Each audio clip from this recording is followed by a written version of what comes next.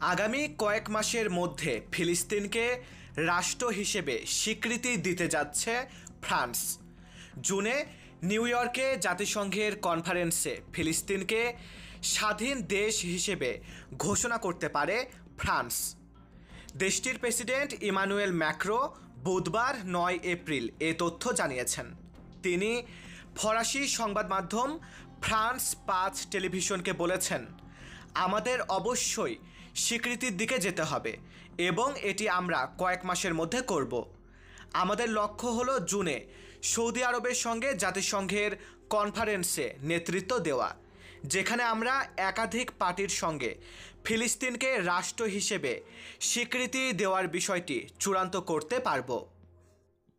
এদিকে ফ্রান্সের এই উদ্যোগকে স্বাগত জানিয়েছে ফিলিস্তিনের পররাষ্ট্রমন্ত্রী ভার্সেন আঘাবেকিয়ান শাহিন। বার্তা সংস্থা এএফপি জানিয়েছে, ফ্রান্স ফিলিস্তিনকে স্বীকৃতি দিলে ক্ষুব্ধ হতে পারে দখলদার ইসরায়েল, কারণ ইসরায়েল দাবি করছে এখনই ফিলিস্তিনকে স্বাধীন রাষ্ট্রের সিদ্ধান্ত হবে অপরিপক্ক।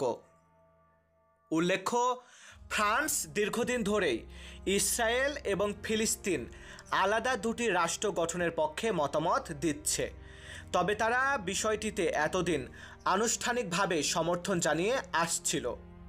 শেষ পর্যন্ত ফ্রান্স যদি ফিলিস্তিনকে স্বীকৃতি দেয়, তাহলে এটি তাদের পররাষ্ট্র নীতির বড় পরিবর্তন হবে।